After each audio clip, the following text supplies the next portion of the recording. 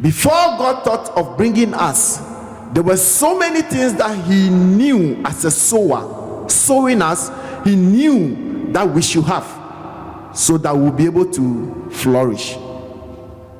He prepared the earth. He knew that corn would not survive in water, but he knew again that rice will grow in a marshy land. That is why when God thought of bringing man and knew that man will feed on corn, he allowed the waters to give birth to dry land on which maize will be cultivated. Hallelujah. He ensured that the land that was given birth to by the waters were nourished, were like rich enough to support the growth of any foodstuff. Maize, beans, okra, pineapple, anything you can think of. God ensured that the land was rich enough to support it. Amen. What I've come to tell you this morning is, if you think that God is not on your side, then you have to rethink. You are not here by chance, neither are you here by an accident. God had you in mind and created you for a purpose. He had every provision, everything at your disposal for you to grow. If you are not making it, it doesn't mean God is overlooking you. It doesn't mean God is not happy with you. It does not mean that God does not like you. Amen. Probably there are some few things that you need to do. You have a land. You just need to put in your seed. And God will support the rain. You don't cause the rain to come, but God does. God does. You just need a seed, and God has placed the seed in you. You yourself, you are a seed planted by God Jehovah. You are a seed. That's why God is our sower. He sowed us into this earth and gave us the commandment to flourish. Every seed sown flourishes. I'm calling you a seed this morning, and if you don't understand, check your Bible again. Jesus Christ, our Savior, whose image we were created in, was called the seed of a woman, because she was born of a woman. We are born equally of a woman. So if you don't agree with me this morning that you are the seed of God, then please let's go back and read our Bible once again. Hallelujah. So for being a seed of God alone warrants that you grow. For being a seed of God alone must encourage you that you have to grow, and you will grow. God loves all of us. One thing we should also understand is that if God does not support anything, then he has not orchestrated it. What he does not support, he has not orchestrated it. He has not begun, he has not started it. Amen. God supports marriage between a woman, one woman and one man. God does not support. That is why he instituted marriage. He does not between a man and a man. That is why he has not even started it. What God will protect is what he has started. He has orchestrated. Amen. He says, fill the earth and fill it with his glory. Replenish the earth and fill it with his glory. He outlined the way we should fill the earth. Thank God for the mothers and the fathers of this ministry. that are bringing their children in the fear of Jehovah Most High God.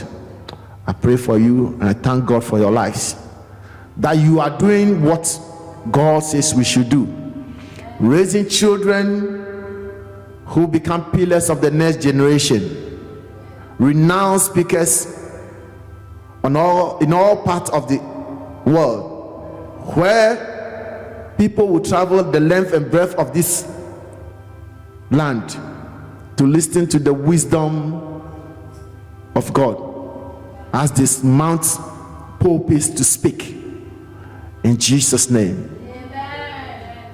Thank you for the mothers and the yet to be mothers, the yet to be fathers, in the name of Jesus Christ. Amen.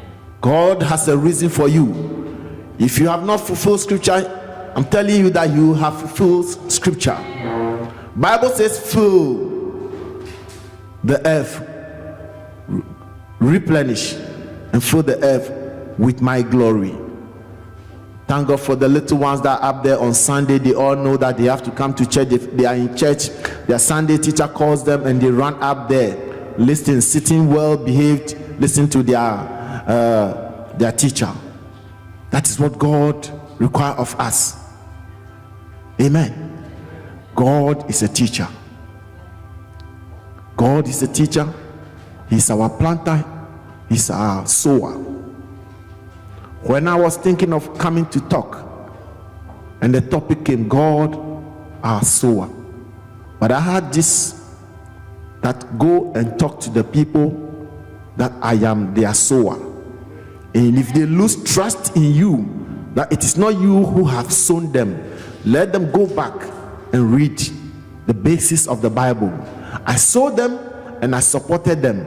I made everything available for them. Brethren, if you are going through difficulties, you are going through times today, it is not because God does not protect you. God is protecting you because He started you. Amen. He is the beginning and the end. There might be turbulence and difficult times, which the Bible outlined. It says, in these days there shall be perilous times. Amen. Perilous times. But then again, one thing that we have to watch out for is that it says, and the same that endures to the end shall be saved. In the midst of the difficulties and the challenges that you encounter, Bible says that you need a little bit of stability and endurance. And if you are able to go through that testing periods, Bible says you will be saved. Your inability to endure the constraints of life will make you fall along the side, alongside your walk with God. You fall somewhere along the road, but that is not God's desire for you. God expects you to grow. God expects you to flourish. He's made everything available for you. Genesis 1:9. Let me go back to Genesis 1 verse 9. And God said, let the waters under the heaven be gathered together unto one place, and let the dry land appear. And it was so. All these things he did it because he was preparing you. Amen. Bible says the earth was empty, void, dark. When God started thinking of forming man, giving the man a place in this place, then he allowed light, because light will support man. Then he allowed earth. We couldn't survive in water. God could have decided to raise. The Bible says he is able to raise stones to worship him, and if he can raise stones, then he can equally raise the fishes of the sea to worship him. But he said no. Let the waters give way to dry land, on which I will form man out of that dry land. Put my spirit into him, plant him there, that man will flourish. He made sure that everything that man will need will be made available. He had all those things embedded in the soil. But because you have not come, he decided to withhold rain from the earth. So when you came, he started raining rain on the earth, which means that everything that you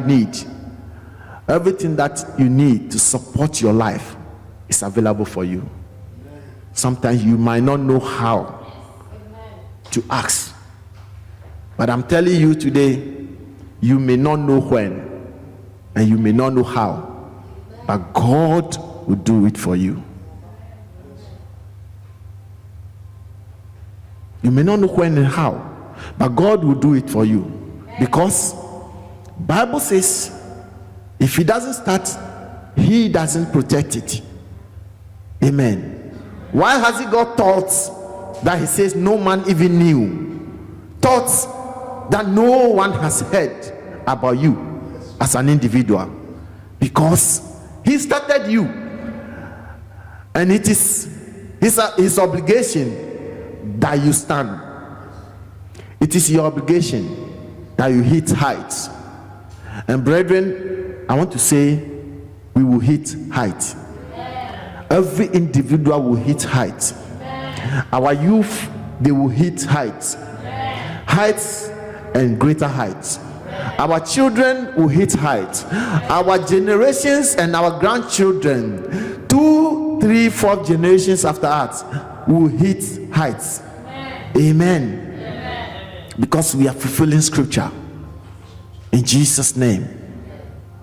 Bible says he saw that it was good when he made man, and quickly thought of, now man is here, oh, I'm happy.